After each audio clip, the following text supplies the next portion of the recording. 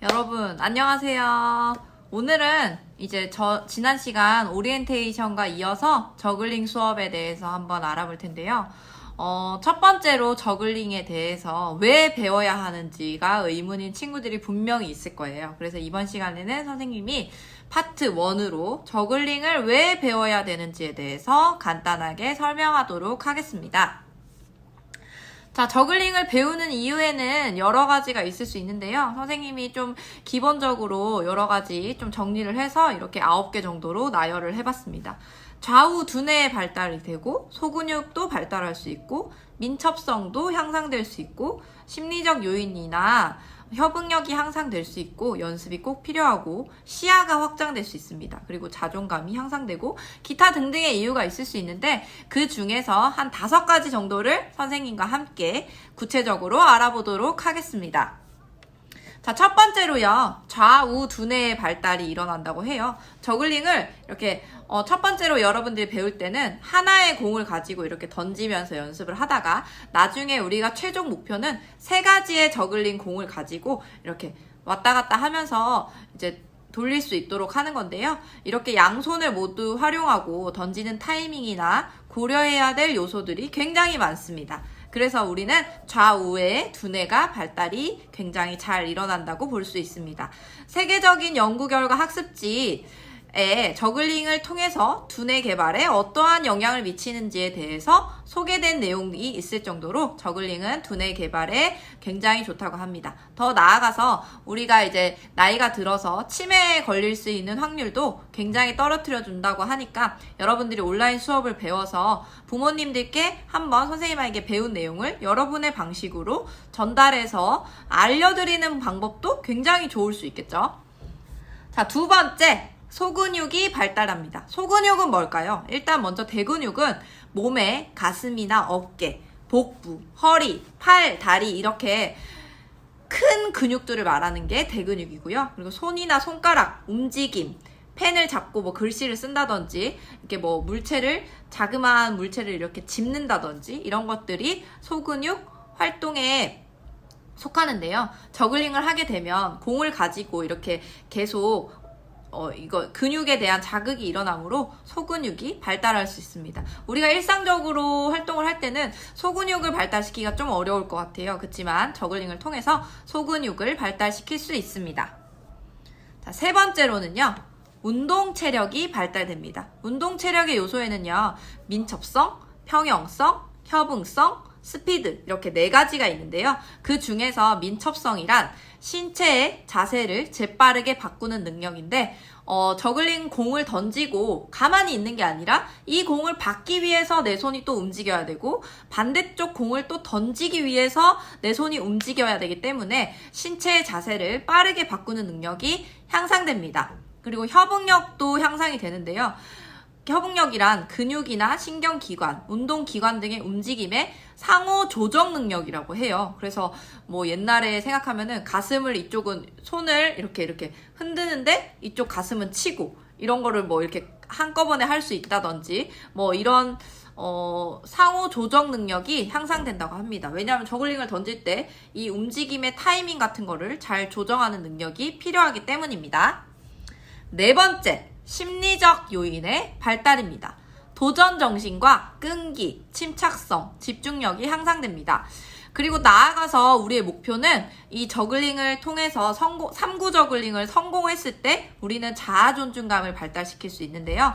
자아 존중감이란 자신이 사랑받을 만한 가치가 있는 소중한 존재이고 어떤 성과를 이루어낼 만한 유능한 사람이라고 믿는 마음입니다. 처음에 저글링을 했을 때 선생님도 이거를 계속 노력을 했던 것 같아요. 선생님이 겨울방학 때 이 저글링 수업을 하기 위해서 저글링을 가방에 항상 가지고 다니면서 연습을 했습니다. 처음에는 이거에 대해서 너무 안 되니까 좀 짜증도 나고 이거 도대체 왜 하는 거지? 막 집어 던지기도 하고 막 이렇게 생각을 했는데요. 한번 이 과정을 습득하게 되면은 이 발달시킬 수 있는 것이 무궁무진합니다. 그래서 이걸 이루어냈다는 나의 자아 존중감이나 끈기 그리고 이거 계속 하니까 집중력이 확실히 생기는 것 같더라고요. 여러분들도 꼭 이런 도전 정신과 끈기, 이런 거 침착성, 집중력을 발달시켜서 마지막으로 자아 존중감까지 꼭 성취하기를 바랍니다. 자, 마지막으로 5번째인데요. 5번째로는 삶에 필요한 기초 교양을 향상시킬 수 있습니다. 우리가 이제 중고등학교를 떠나서 대학교 과정에 가게 되면은 교양 과목이라고 해서 자신이 원하는 것을 이제 선택해서 또 들을 수 있는 그런 과목이 있어요. 그런 부분이라고 생각을 한다면, 우리가 살면서 저글링을 또 언제 해볼 수 있을까요? 그래서 우리가, 기초 교양을 향상시킨다고 생각을 하고 나의 두뇌 개발과 앞에 얘기했던 선생님의 4가지 그런 부분을 향상시키기 위해서 내가 한번 포기하지 말고 도전해보자, 이런 기초 교양 향상을 위해서 도전해보는 그런 정신을 가지도록 합니다. 그리고 이 저글링을 하면 실제로 시야가 넓어진다고 합니다. 그래서 운전의 시야가 좁은 초보 운전자들 같은 경우에도 시야가 넓어져서 그 사고가 일어날 수 있는 그런 상황이나 좀 사각지대 이런 보는 시야가 좀 넓어진다고 하고요. 그리고 좀 잘 넘어지거나 자기가 생각했을 때, 그리고 뭐 어디 넘어졌을 때 팔이 다치거나 이런 친구들 같은 경우에도 이 협응성이나 민첩성이 향상되기 때문에 이런 거에 대한 부상을 좀 예방할 수도 있다고 합니다. 그리고 실수를 배우는 과정을 습득하게 되는데요. 저글링을 처음부터 잘할 수는 없을 것 같아요. 선생님도 연습을 하면서 굉장히 힘들었던 것 같아요. 그치만 매일매일 가지고 다니면 선생님이 딱 5일 만에, 3일 정도 만에 그 성공을 하고 5일째 됐을 때는 좀 이거에 대해서 좀 자유롭게 좀 움직임을 할 수 있었던 것 같아요. 그리고 한 일주일 정도 지나니까 걸으면서도 가능하고, 그리고 아무 데서나 연습을 했는데 대신 꾸준하게 하루에 한 10분만이라도 내가 이걸 좀 연습해야겠다, 그리고 올바른 방법으로 하고 있는지 끝까지 도전하는 게 중요하다고 생각합니다. 그리고 처음부터 나는 해도 안 될 거야, 이런 선입견을 좀 깨고, 내가 선생님이 시키는 대로 진짜 해서 되는지 안 되는지 보자. 이은임 선생님 진짜 다 할 수 있다고 했는데 진짜 되는지 안 되는지 한번 해보겠어. 내가 노력해보겠어. 최선을 다해서 해보겠어. 이런 마음으로 도전하면 좋을 것 같아요.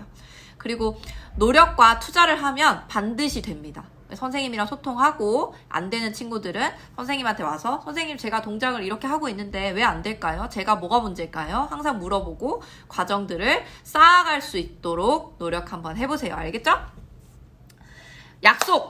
약속을 해야 되는데요. 저글링 수업의 핵심은 선생님이 생각했을 때는 여러분들과 선생님의 소통의 핵심입니다. 소통이 핵심입니다. 그래서 선생님 아까 얘기했다시피 안 되는 거 질문하고 무엇이 잘못됐는지 교정받고 그거를 계속 도전하면서 한계를 극복해 나가는, 그것이 바로 이 저글링 수업의 목표입니다. 알겠죠, 여러분? 자, 뒤쪽에는 선생님이 저글링 연습을 하면서 일부러 동작을 잘 못할 때부터 영상을 한번 찍어봤어요. 그래서 여러분들이 보고 포기하지 않도록, 선생님도 처음에 이렇게 못했단다, 이런 영상을 한번 준비했으니까 여러분들이 보면서 좀 희망의 끈을 놓지 않는 시간을 가졌으면 좋겠습니다. 그리고 우리 다음 시간에는요, 저글링 공을 이제 실습을 하려면 저글링 공이 필요하겠죠. 공을 만드는 방법에 대해서 선생님이 영상으로 준비했습니다. 준비물이 있어요. 준비물은요, 풍선이 공 하나를 만드는데 3개 정도가 필요하거든요. 3개. 그래서 풍선 9개 이상 하다가 뭐 찢어질 수도 있으니까 한 10개 정도 준비를 해주시고요. 그리고 가위, 잘라야 되니까 가위가 필요하고요. 그리고 우리 주방에서 흔히 볼 수 있는 위생팩 있죠. 봉지. 하얀색, 뭐 투명한 봉지. 그 봉지 안에 어떻게 만드냐면 그 봉지 안에 내용물을 넣는 거예요. 근데 선생님은 쌀으로 만들었어요. 쌀로. 근데 쌀으로 하지 않고 밀가루로 해도 됩니다. 밀가루로 하면 푹신푹신한데 대신 만들 때 쏟으면 난리 나겠죠. 조심하시고. 안에 내용물은 여러분들이 생각했을 때 좀 자기가 선택을 해서 해도 되고요. 뭐 쌀을 선생님은 좀 개인적으로 추천합니다. 쌀, 위생팩, 가위, 풍선, 이렇게 4가지만 있으면 됩니다. 이 4가지를 꼭 기억해서 다음 시간에 선생님의 강의를 볼 때는 선생님과 속도를 맞춰서 같이 만들어 보면 좋겠습니다. 우리 다음 주에 등교할 때 이 저글링을 가져오는 게 숙제거든요. 저글링을 가져와야지 체육 시간에 한번 해볼 수 있겠죠. 그러니까 저글링을 다음 시간에 꼭 만들어서 다음 주에 가져올 수 있기를 바랍니다. 그럼 오늘 수업은 여기서 마칠게요. 안녕!